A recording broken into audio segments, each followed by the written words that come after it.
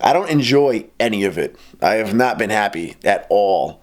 At all. I was very happy. One last thing is people have been asking me why I haven't been uploading videos as frequently. Quite honestly,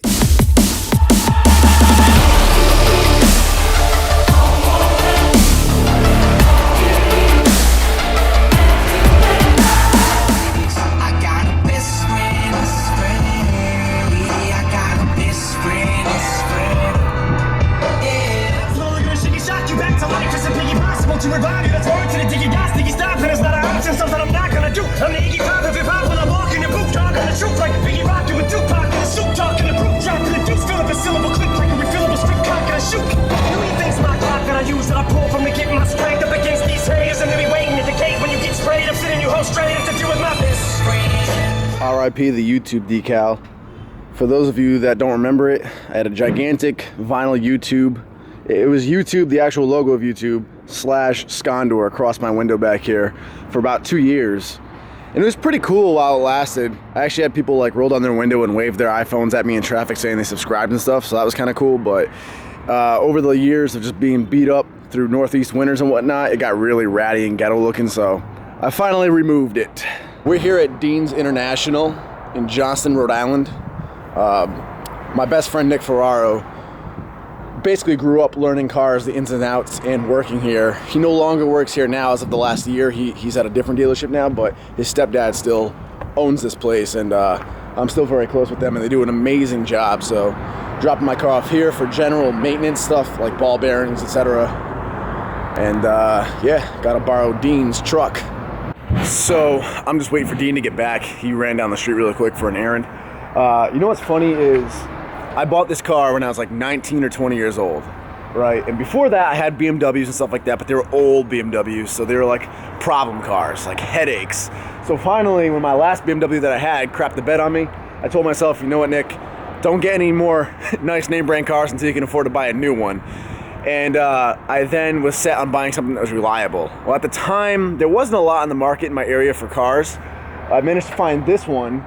And at the time, it was only 3 years old. It only had 64,000 miles on it. I bought it in 2011, I want to say. And it's a 2008, so it was pretty new. It was the newest car I ever had anyway. And I bought it. And it's been amazing. It's gone up and down the coast with me. I moved to Virginia, drove back up on the holidays. It's gone camping with me. Like, it's been amazing, reliable. So I'm going to keep this thing till the wheels fall off. Even when I do get another car, I'm still going to keep this thing on the side as my bad weather transportation of big things car.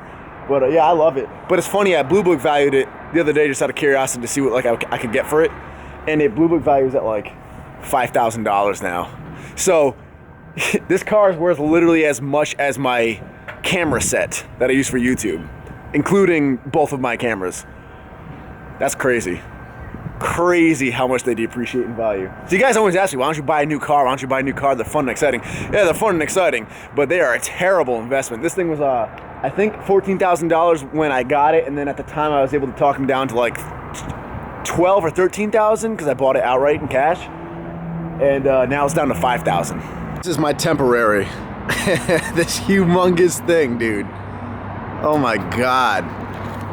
This is gonna be like driving a bus. And then this lady just pulled in behind me, so I can't even get out. But Dean's let me borrow his truck during the time that he has my car here, because I think he's going to be here for a couple of days. It's a lot of stuff all at once, like ball joints, control arms, just a lot of wear and tear stuff. So, what's up, guys? So we're 3 weeks out, giving you a little, I guess, mental update is what you can call it. Just a little update on where I'm at mentally, where my head's at with this whole thing. 3 weeks out from the photo shoot. The dieting is easy enough. I've been dieting. I think by the time this photo shoot's over, I will have been dieting for about 12 weeks or so. So it's about half of a normal contest prep duration. When I do a contest, the diet prep is about 20 weeks long. Sometimes a little bit longer than that. So it'll be about half the diet prep. I'm not going to get as lean as I would for a show, obviously, because that's not needed for this particular photo shoot. I honestly cannot wait for this thing to end. I cannot wait for this cut to end, and I cannot wait to return to powerlifting. I miss powerlifting so much. Yes, you can do powerlifting, and you can cut and train for bodybuilding all at the same time, but when you're doing a dramatic cut like I'm doing, not that I'm getting dramatically shredded, but I'm going from like a pretty high amount of body fat. So it's not like I'm already lean and I just got to drop a few more pounds. When you're dropping like 20 plus pounds, it's kind of impossible to keep gaining strength and all that. So you really have no choice but to either maintain at absolute best or just put powerlifting on a back burner altogether. And because of my little hip flexor issue, I just basically put it all in the back burner. Now, this cut has been cool for a number of reasons because it's been very eye-opening. It's allowed me to really learn a lot about myself and learn a lot about my interests, learn a lot about what I like, what I don't like. It's been very eye-opening for sure. Basically what it did is it really just reminded me why I switched over to powerlifting in the first place. And that's simply because I got bored with bodybuilding. I've been competing in bodybuilding since I was 15. Excuse me. Yeah, 15 years old was my first show. Competed in that. Then I did a show at 16. Then I did 3 shows at 17 years old. I did a show at 18. Did a show at 19. And I did my last show at 21 years old. So over 7 years, I did like 7 different shows. And I loved it back when I did it. I did it for me. I did it before YouTube was even a thing. And, you know, I had crazy body dysmorphia back then. I was real insecure. I didn't like my body. So the obsession with transforming it and changing it was everything to me. And then watching the transformations happen was addicting to me. Then I think I got to the point, though, where really the dysmorphia just went away. When I reached around 20 years old, I really started becoming more realistic with myself and a lot more comfortable with myself physically. And I started seeing myself finally for how I looked. I knew I wasn't Mr. Olympia. I knew I didn't have crazy proportions, but I knew I also wasn't a skinny, scrawny kid anymore. I started coming to terms with the fact that I actually looked like I lifted, and I was not a small dude basically. I had good size arms, good build, and all that. And I started just basically seeing myself for what it was. And when that happened, when the body dysmorphia went away, and I became happy with like my overall appearance on a mentally healthy level anyway, I lost that drive. I lost a lot of that drive anyway. That obsession to want to change my body, that wasn't there anymore. What was left was the addiction to progress. You know, loving the transformation, loving the ability to get bigger arms, to get more shredded, to get a bigger chest, a bigger back, constantly progressing. But then you kind of realize, you know, as you get older and you get into bodybuilding more and more, you realize, damn, most of these bodybuilders I've always looked up to are on a ton of gear. Naturally speaking, I'm not going to be able to put on too much more muscle, at least not in a crazy dramatic way. You can always improve. You can improve until you're 40 years old as a natural, but it's going to be in very subtle, minute ways. I don't think I've maxed out my potential, genetically speaking, but I could train perfectly and eat perfectly between now and a year, and my physique will definitely look better, but it's not going to be like the difference from 18 to 20 inch arms like you want it to be. I'm not going to look like those guys on the cover of Flex magazine. So then you start realizing that if you want to see any real exciting progress and not have to wait 5 years to see it, you really got to start taking juice. And I think those two things together really just turned me away from it. And then the last straw that turned me away from bodybuilding was the fact that I really just missed athleticism. Having done different sports in high school, from wrestling to boxing, basketball, track and field, you name it. I've tried every single sport. I really missed athleticism. In bodybuilding, there's not. Bodybuilding's tough. It's very, very, very tough, but it's more mentally tough. It's more discipline tough. The diet and all that, staying on track. But I miss being able to like really just ramp myself up, you know, on game day and perform some athletic feat. And that's when I finally clicked and went over to powerlifting, because powerlifting was fun. Powerlifting, even if you are natural, you can see progress in a significant amount. You can see your squat go from 400 to 500 pounds in the course of a year. You can do an athletic feat. You know, it's a lot more fun to me. You can constantly improve your technique. You know, it feels like a real sport. And then so basically, I did powerlifting for like 2 years. and had a lot of fun with it, really loved it, and then felt like I was getting complacent, stuck in a comfort zone. I went over all of this. That's why I stepped away from YouTube. I went into dieting, and I decided to start applying bodybuilding lifestyle to my life again, just to get my gears turning, and that worked. It really did. But I'm realizing upon going full bodybuilder mode, like full on prep mode again for this photo shoot, I don't enjoy it at all. I really just simply don't like it. It's not so much like, oh, the diet's hard. It's just I'm dieting and making myself suffer and not enjoying things for something that I don't even care about. That's the biggest thing. Back in the day, I would suffer and I go through the diet and I put myself through it all, but it was because I wanted it. I wanted so badly to transform, and then I wanted so badly to get on stage.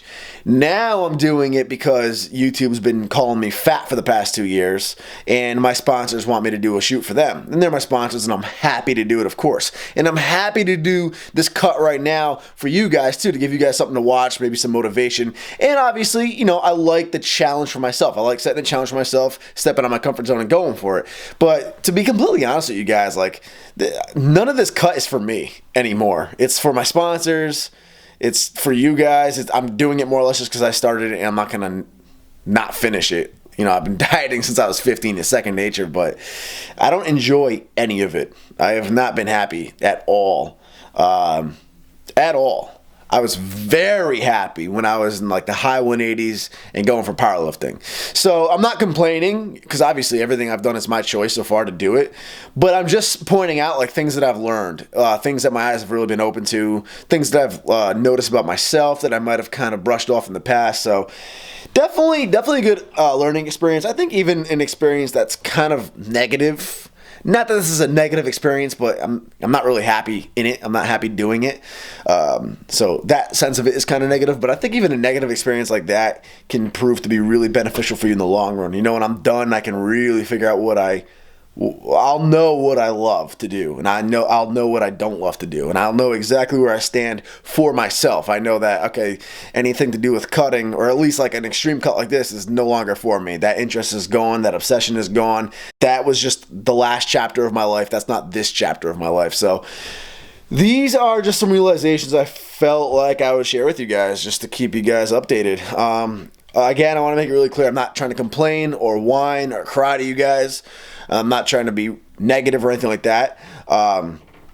Just sharing what I've learned myself and things that this cut has opened my eyes to. That said, I'm obviously going to finish the cut.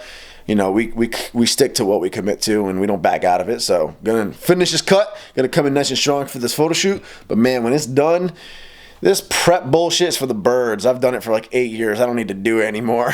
Not that I want to get fat again, but I'm going to enjoy powerlifting. I'm going to enjoy staying healthy. I'm not going to worry about maintaining single-digit body fat for the internet to be happy, is basically my only point. So, one last thing is, people have been asking me why I haven't been uploading videos as frequently.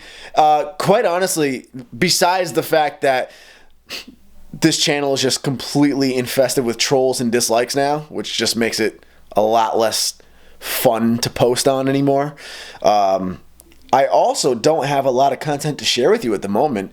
While I'm doing this cut, this prep, not a lot goes on in my life. I don't really go out much. I don't do a whole lot of activities, so there's really not much to show you. There's not a lot to even vlog on a day-to-day level. I hang here most of the time. You know, I'll go out with Ara here and there. I've shown you that, but not much to show you. And as far as gym footage goes, again, you know, unlike powerlifting, where there's constantly weight progression to show you guys and update you guys with, I mean, how many times do you guys want to see me doing a basic bodybuilding upper body workout or a bodybuilding back workout? Like, how many times do you guys want to see the same back workout? So I really just don't have much content to show you. And like I said, the channel is like really infested with crazy negativity lately. The dislikes, the trolls are higher than they've ever been. And that's never stopped me in the 5 years of YouTubing from uploading. But I guess now, when you just mix the fact that I don't have a lot to show you with the lack of excitement to be downvoted and trolled on, it just makes it so I haven't really put up too many videos. But if you guys have anything in particular you want me to do a video on, anything specifically you want me to cover, let me know in the comments below, and I'll try to get it done for you guys. So that's my update right now, about a little bit over 3 weeks out from this photo shoot. and I'll check in with you guys in the next video.